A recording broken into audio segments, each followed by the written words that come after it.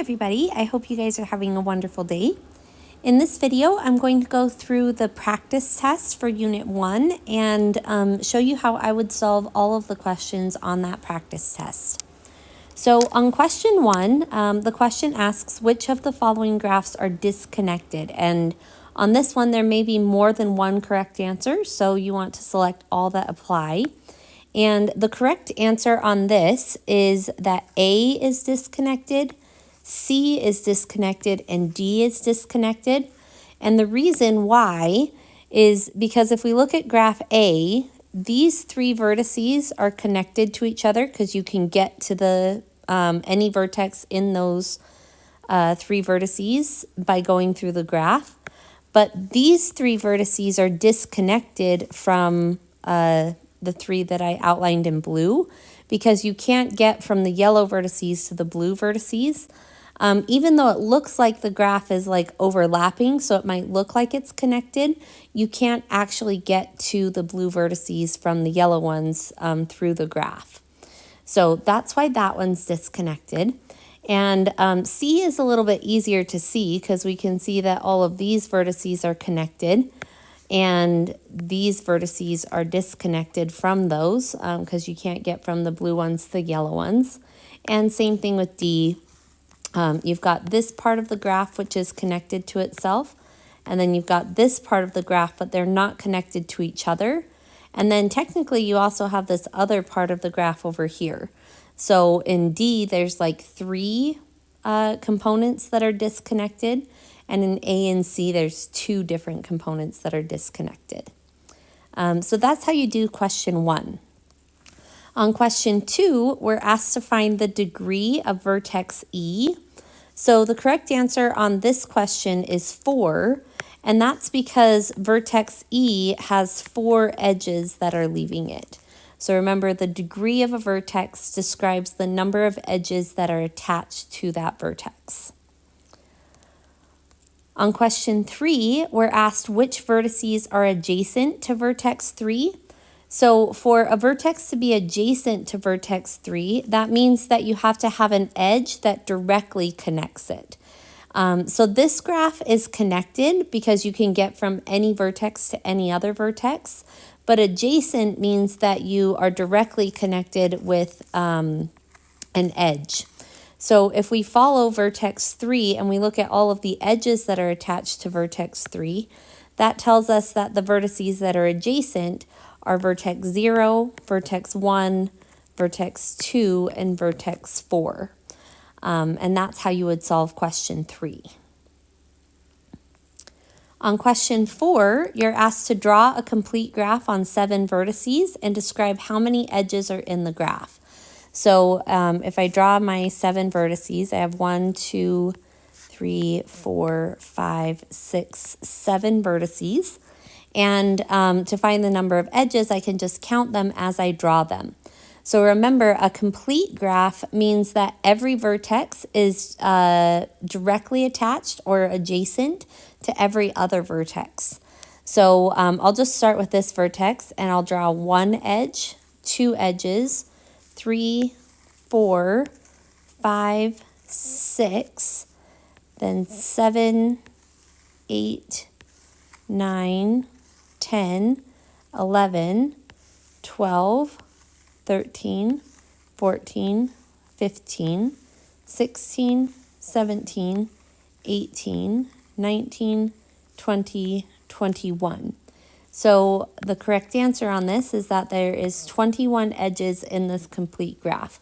And you can actually get that number with the formula that you guys found in your edges in a complete graph project if you want.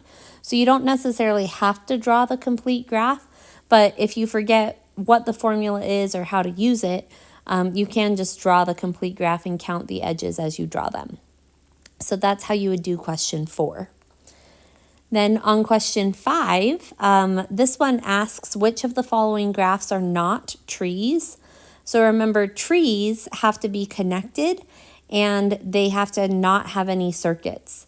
So the graphs that are not trees in this case are B and D for sure, because B has this circuit right here, and D is disconnected because you have this part of the graph that's disconnected from this part. So those two are not trees. And A is a tree because we can see it's connected and there's no circuits. And for C, I think this one is a tree, but let's just trace it out to make sure. So first of all, I'm going to check and make sure that it's connected. So to see that it's connected, I'm going to make sure I can get to any vertex through the graph to any other vertex, and it looks like I can. So that's good. It looks like the graph is connected. And then I also want to make sure there's no circuits. So I don't think there's any there. Because there's no, like, it kind of might look like we've got like a circuit here, but since those ones don't share an edge, that's not a circuit. So I think we're good on that. So on question 5, it would just be B and D that are not trees, because B has a circuit and D is disconnected. And then on question 6, you're asked to find which of the following subgraphs are spanning trees of this graph. So remember, a spanning tree is a subgraph where you include all of the original vertices and then you include some of the edges that form a tree. So remember, a tree has no circuits and it has to be connected. So we can automatically eliminate option B right off the bat because in that one you have a circuit and trees don't have circuits. So that one can't be a spanning tree. If we look at option A, it looks like we're using this edge, this edge, this edge, and this edge of the original graph. And that does connect all of the original vertices and there's no circuits. And so that means that A is a spanning tree. Then if I look at option C, it looks like that one uses this edge and this edge and this edge. And this one is not a spanning tree because this vertex up here is not connected to the other vertices, and so it's disconnected. Because spanning trees do have to include all of the original vertices in the graph in that tree. So that means that C is not a spanning tree. And then for option D, if we trace that one out, it looks like we use this edge, this edge, this edge, and this one. And so that does connect all of the original vertices, and there isn't a circuit. It might look like there's a circuit right here, but because there's not a vertex right there, that doesn't actually make a circuit. And so it looks like option D would be a spanning tree. So that would be the answer to question 6. And then on question 7, we're asked to determine whether the following graph contains an Euler circuit or an Euler path. So this is where you can use your Euler circuit and path theorem, which has to do with the degree of the vertices. So the degree of vertex B is 2 because you have 2 edges leaving it. E has a degree of 4 because you have 4 edges leaving it. F also has degree 4. And C has degree 3, and D has degree 3 as well. And so the theorem for Euler circuits and Euler paths is that if all of the vertices are even or have even degrees, then there's a circuit, which means there's also a path because circuits are just special paths. But if you have odds, you can't have a circuit. So we can eliminate option A because there isn't a circuit in there.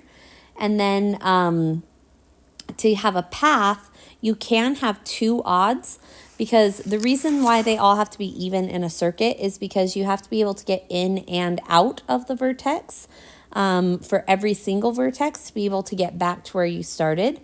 But in a path, you don't have to get back to where you started. And so you can have odd vertices at the beginning and end of your path. So as long as you only have 2 odds, then that means that there will be a path. So the correct answer on this is that the graph has an Eulerian path, but not an Eulerian circuit. On question 8, we're also asked to find if the graph contains an Euler circuit or an Euler path. And on this one, all of the vertices have degree 3. And so since you have way more than 2 odds in this case, that means that this graph does not have an Eulerian path or an Eulerian circuit, because they all have to be even to have a circuit, and you have to have only 2 odds, or you could have no odds in order to have an Eulerian path. So that's how you do question 7 and question 8. On question 9, you're asked to use Dijkstra's algorithm to find the shortest path from all the vertices to vertex B.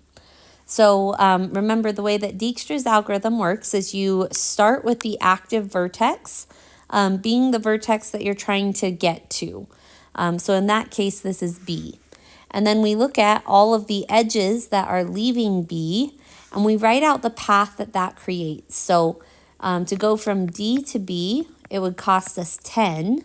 And to go from A to B, it would cost us 5. And that means that we're done with vertex B. And technically, we could also write out that the shortest path from B to itself is 0.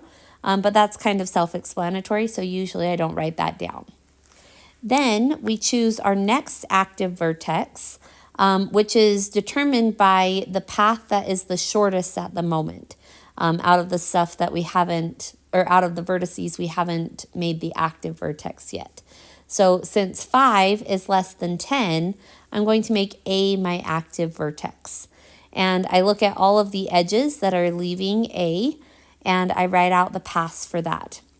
So if I go from vertex C to vertex A and then to B, this is going to cost me 12 because it cost me 7 to get to A from C, and that cost me 5 to get back to B. So if you add those together, you get 12. And then similarly, if I go from F to A to B, that's going to cost 8. And then I can cross off vertex A, and that means that I found the shortest path from A to B, and that is that AB costs 5. Then I repeat the process again for the next active vertex. And in this case, 8 is less than the 10, and so F is going to be my next active vertex.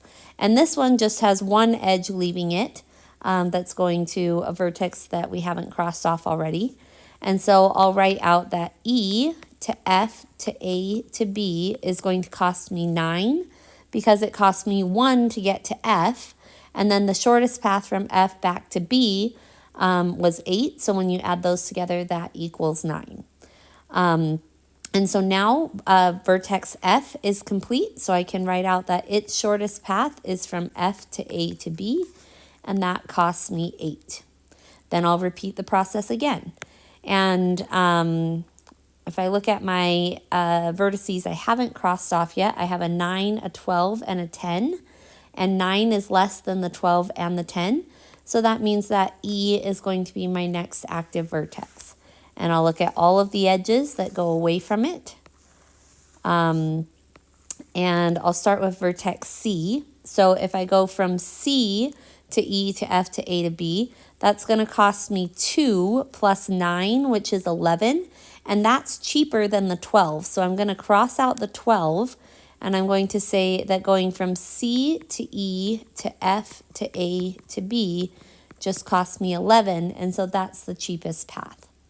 If I look at vertex D, to get from D to E, it costs me 9. And then I would add the other 9 that it takes to get back to B. And that's 18, which is much more expensive than the 10 I already have written down.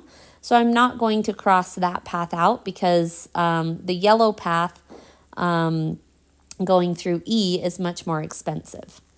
But if I look at H doesn't have a path written down yet, so I'll write that out. And I've got H to E to F to A to B, and that is going to cost me 15 plus 9, which is 24. And then for G, if I go from G to E to F to A to B, that's going to cost me 9 plus 9, which is 18. So now that I've looked at all of the edges that leave vertex E, I'm done with vertex E, and I can write out my cheapest path, which is to go from E to F to A to B, and that cost me 9. Then I'll repeat this process again. So I'm gonna get a new color, and I need to determine which vertex is my active vertex. So I have an 11, a 10, a 24, and an 18 on the vertices that I haven't made the active vertex yet. And 10 is the smallest one, so I'm going to make D my active vertex. And when I trace the only edge that's leaving D, it would cost me 16 to go from C to D to B. And 16 is not cheaper than the 11 I've already found, so I'm not going to cross that one off. So I can just cross vertex D off and say that I found the shortest path from D to B, which is just the direct edge from D to B. Then I'll repeat this process again. So maybe I'll choose orange for this one. And I look at all of my non-active vertices, and it looks like vertex C is the cheapest one so far, because 11 is less than 18 and 24. So I'll trace the one edge that leaves that. And if I go from H to C, that costs me 8, plus the 11 that it takes to get back to B from C. And that is cheaper because 8 plus 11 is 19, and that's cheaper than the 24. So I'm going to cross this path out and write out that my new path that's cheaper is to go from H to C to E to F to A to B, and that costs 19. And so that means that I'm done with C because I've looked at all of the edges that leave C. And so I can write out that the shortest path from C to B is to go from C to E to F to A to B. And that costs 11. Now I'll do my very last step. Well, technically I have two more steps, but you'll see why in just a second, why I said it's my last one. So on this one, I look at my two vertices I have left. 18 is less than 19, so this is my active vertex. I look at the edge that leaves it, and if I add 7 to 18, that's much bigger than the 19 I already have. And so that means that I won't write that one down. I can cross off vertex G and say that my shortest path from G back to B is G, E, F, A, B, and that costs 18. And the reason I said this was my last step is because once you get to the last vertex, there's no edges that you haven't looked at already. And so you can just cross it off and say that the cheapest path you found from H to B is H to C to E to F to A to B. And that costs 19. So that's how you would use Dijkstra's algorithm to find the shortest path. And on some graphs, you can just do it by eye. Like you can find the shortest path without doing Dijkstra's algorithm. But on more complicated graphs, Dijkstra's algorithm can be a little bit easier. And it's also an algorithm that's guaranteed to always give you the shortest path. So that's how you would do question 9. On question 10, you're asked to find the minimum number of edges that would be needed to, or that you would need to duplicate to Eulerize the graph. So remember, the goal of Eulerizing is to make it so that an Euler circuit is possible, which means that all of the vertices need to be even. So in order to Eulerize the graph, we need to go through and figure out the degrees of all the vertices and identify which ones are odd. So if I look at this, this degree is 2 because it has 2 edges leaving it. This one is 4. This is 2, 3, 3, 2, 2, 2, 4, 2, 3, 3, 3, 3, and 4, and 3, 2, and 3. So those are the degrees of all the vertices, and I'm going to circle the odd ones in red because those are the ones that are preventing us from having an Euler circuit. So these are all of our odd vertices. And to Eulerize this graph, I'm just going to connect the odd vertices that are closest together, because when I duplicate an edge between two odd vertices, it makes both of them even. Because like with that new edge, these two vertices that used to be 3 are now 4.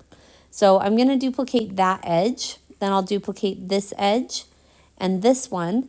And for these last two odds, there is no edge between them. And so I can't duplicate that edge, but I could duplicate the path from one of them to the other, and that will still make them even. And it also doesn't impact this 2 well, it does impact the 2, but it doesn't make it non-even, because the degree of this vertex is now 4, which is still an even number. And so that means that the minimum number of edges that need to be duplicated to Eulerize the graph is 5, because there were 1, 2, 3, 4, 5 edges that I duplicated to make all of the vertices even. So that's how you would do question 10. On question 11, you're asked to look at which of these are Hamiltonian paths of the graph. So if I look at these paths, the first one says that I go from B to F to E to C to D. And that is a Hamiltonian path because I went through every vertex in the graph exactly once. So that would be a Hamiltonian path. Then if I look at my next one, I can trace it out and I can say, okay, if I go from D to F to E to C to B, that's not a Hamiltonian path because there is no edge between C and B. So this step doesn't work because that edge doesn't exist. So that would not be a Hamiltonian path. Then for the next one, if I go from D to C to F to B to E, that would be a Hamiltonian path because all of the edges listed in the path exist and it goes through every vertex exactly once. So that would be a Hamiltonian path. And then for the next one, if I go from F to D to C to E to B to F, that's a Hamiltonian circuit, but it's not considered a Hamiltonian path because Hamiltonian paths don't go back to where they started. So that one would not be a Hamiltonian path, although it is a Hamiltonian circuit. Now, if there's a Hamiltonian circuit, there will always be a Hamiltonian path because if I didn't do this last edge, then it would be a Hamiltonian path, but a Hamiltonian circuit is not a Hamiltonian path. So that one would not be one of the correct answers. And then for the next one, if I go from C to F to D to E to B to F to E to C to D, that is an Eulerian path, but it's not a Hamiltonian path because you went to the vertices multiple times, and Hamiltonian paths have to visit each vertex exactly once, versus Eulerian paths, which this one is, visit every edge exactly once, but that's not what we're looking for in this problem, so that would not be one of the correct answers. And then for our last one, if we go from E to C to D to F to B, that is a Hamiltonian path because you went to every vertex exactly once. And so that would be one of our correct answers. So that's how you would do question 11. On question 12, you're asked to find how many unique Hamiltonian paths are in this graph. So on this one, the way that you can think about it is you can think about it as the choice trees that we talked about in class. So I'm just going to label these vertices really quick so we have a reference point for them. A, B, C, D, F, G, H, I, J, and K. All right, so when you're looking for a Hamiltonian path, the point where you start your path matters. In circuits, it doesn't because it's all in a circle, so you could start anywhere on the circle and it would still be the same circuit. But on paths, it matters which point you start at. So in your choice tree, you would have a whole bunch of different branches that go all the way through all of the vertices. So in this graph, we have 1, 2, 3, 4, 5, 6, 7, 8, 9, 10, 11 vertices. So you would have 11 branches in your choice tree because you have 11 choices for where you start. Then each one of those branches would branch off into 10 branches, because if I choose vertex A as my starting point, I have 10 other options of where I could go next. Then each of those will branch off into 9 other options, and obviously this choice tree is going to be huge. So rather than having to draw out the whole choice tree, we can calculate how many branches will be in the choice tree. And the way we do that is by doing 11 times 10 times 9 times 8 times 7 times 6 times 5 times 4 times 3 times 2 times 1. Because that's the number of branches that will be in the choice tree. And for every path in the choice tree, the path will be listed both forwards and backwards.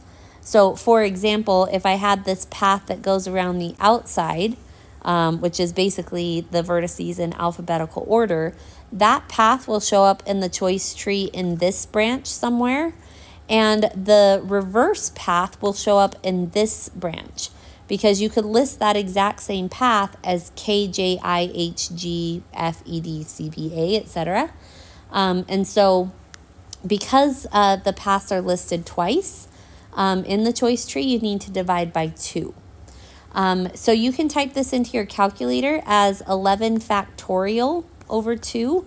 And on your test, this will be a multiple choice question where I will write this out as one of the options. So I don't have my calculator near me right now, so I'm not sure what number that equals. But the way that you would calculate it is 11 factorial over 2. And it should be a really, really, really big number. So that's how you would do question 12. On question 13, it's similar but slightly different in the sense that we're asking how many unique Hamiltonian circuits are in the graph. So remember, with circuits, it doesn't matter which one you start at, because you could start at any of the vertices and still create the same circuit. So on this choice tree, you can start at just an arbitrary vertex, so maybe A, and then you branch off from there and you look at where you go next. So since there were 11 vertices in this graph, you would have 10 choices for where you go after you choose your arbitrary starting point. So on this one, we would have 10, which would branch off into 9 branches, and then 8 and 7 and 6 and 5 and 4 and 3 and 2 and 1. So the way that this is different is instead of doing 11 factorial, we're just going to do 10 factorial, because it doesn't matter where you start in a circuit, but it does matter where you start in a path. And just like with the paths, the circuits will be listed twice, because they'll be listed in one direction and then the other direction. And so the answer to this would be 10 factorial over 2. And again, I don't have my calculator, but that would be the calculation for it. And that question will be multiple choice on your exam. So that's how you do question 13. On question 14, you're asked to use the brute force method to find the cheapest Hamiltonian circuit in this graph. So this is one where you do want to draw out the choice tree, because you actually have to find the cost of all of the possible circuits. So to do this, I'm just going to arbitrarily start at 1, because in a circuit, it doesn't matter which one you start at.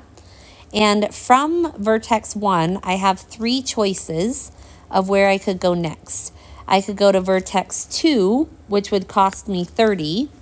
I could go to vertex 3, which would cost me 42. Or I could go to vertex 4, which would cost me 12. Then, if I choose to go to vertex 2, I can either choose to go to vertex 3 or vertex 4. And if I go to 3 from 2, that's going to cost me 20. And if I go to 4 from 2, that's going to cost me 34. If I go to 3 from 1, so if I make a different choice and instead of going to 2, if I go to 3, then I can either choose to go to vertex 2 or vertex 4. And the cost of going from 3 to 2 is 20. The cost of going from 3 to 4 is 35. And then if I choose to go to vertex 4, I have 2 options from there. Can either go to vertex 2 or 3. If I go to 2, that costs 34. If I go to 3, that costs 35. And I'm not done with my circuit yet because if I go to, I'll kind of highlight this, if I go to 1 and then 2 and then 3, I still have to go to vertex 4 and also go back to vertex 1. So the cost of going from 3 to 4 is 35. The cost of going from 4 to 1 is 12. And then on this one, if I go to 4 instead of 3, then I have to go to 3 to finish my Hamiltonian circuit, to go to all of the vertices, and then also go back to where I started. So the cost of going from 4 to 3 is 35. The cost of going from 3 to 1 is 42. And then on this branch, if I go from 1 to 3 to 2, then I still have to go to 4 and then go back to 1. And the cost of going from 2 to 4 would be 34. The cost of going from 4 to 1 would be 12. And then on this one, if I go 1 to 3 to 4, I still have to go to 2 and then get back to 1. So to go from 4 to 2, that costs 34. And to get from 2 to 1, that costs 30. And then on this one, I would still need to go to vertex 3 and then back to 1. So that would cost me 20, and 3 to 1 would cost me 42. And on this one, I'd have to go back to vertex 2 and then end at vertex 1. So 3 to 2 is 20, 2 to 1 is 30. So that's the choice tree that lists all the possible circuits. And these circuits are actually listed twice because, again, they're listed both forwards and backwards. But I can go through and find the cost of all of these circuits. So if I look at this first circuit, so if I go from 1 to 2 to 3 to 4 to 1, the cost of that circuit is going to be, and maybe I won't highlight it just because it covers up my numbers, but the cost of that would be 30 plus 20, which is 50, plus 35, which is going to be 85, plus 12, which is going to be 97. So the cost of that path is 97, or sorry, that circuit is 97.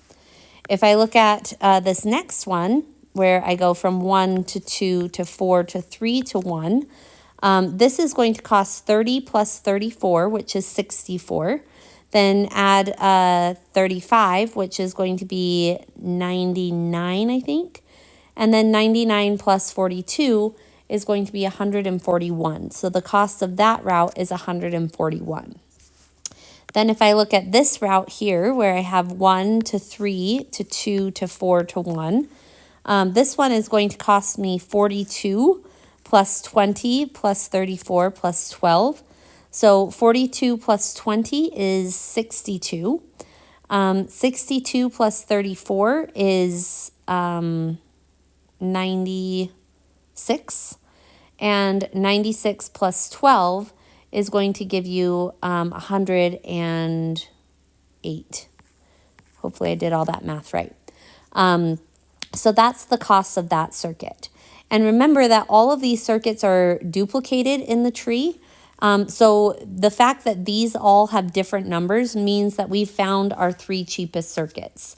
Because if you were to look at this circuit right here, that would also be 97 because that's just the circuit I showed in blue above reversed. And similarly, if I look at, I think it's, yeah, this one right here, that one is the red circuit reversed, and this one is the yellow circuit reversed. So you don't have to calculate those ones. Once you get your 3 unique costs, then you can stop calculating at that point. And that means that the cost of our cheapest Hamiltonian circuit would be 97 in this case. And that would be the answer. And if you were asked to list what the circuit was, you could list it as 1, 2, 3, 4, 1. It would also be equally accurate, though, if you chose a different starting point. Like I just happened to choose 1. But it would be equally accurate to say that it could be 2, 3, 4, 1, 2. Or 3, 4, 1, 2, 3. Those would also be accurate ways of describing the circuit. But the question is just asking what the cost is. And so in that case, we would say it's 97. And then on question 15, we're asked to use Kruskal's algorithm to find the minimum spanning tree of the graph. And we want to select all of the edges that are contained in the minimum spanning tree. Okay, so remember that Kruskal's algorithm basically says add the cheapest edge unless it makes a circuit and keep on doing that until the graph is connected. So the cheapest edge in this graph is this one between F and E. So I'm going to include that edge. And then the next cheapest edge is between E and C. So I will include that one. Then the next cheapest edge is between A and F. So I'll include that. And I'm going to actually circle these numbers as we go. So we can keep track of the fact that those are the cheapest edges. Then the next cheapest edge is between A and B. That's the 5. So we'll include that edge. The next cheapest is the 6 between C and D. The next cheapest is the 7 over here. And this 7 as well, but I'm not going to include that 7 because if I were to include that edge, that would make a circuit with the edges that I've already chosen. So I'm not going to choose that one, but I will do the edge between G and H because that does not create a circuit. And then it looks like the next cheapest edge is between H and C, which costs 8. And at this point, everything is connected. And so that means that I'm done with my spanning tree. And this also makes sense because if I were to add these 9s, both of those would make a circuit in the graph. So would the 10 and so would the 15. So even if you don't notice that it's connected, as long as you don't make circuits by adding the edges, you'll still end up with the minimum spanning tree. So this is the minimum spanning tree. And then the next question, question 16, asks what the cost of the minimum spanning tree is. And so the way that you would calculate the cost is you would just add up the edges that we used. So if I go 1 plus 2, that's 3. If I add the 3, that gives me 6. If I add the 5, that gives me 11. Plus 6 gives me 17. Then 17 plus 7 gives me 24. And 24 plus 8 gives me 32. So the cost of the minimum spanning tree in question 15 would be 32. And that's the last question on our practice test. So that's it for this video. I hope it was helpful.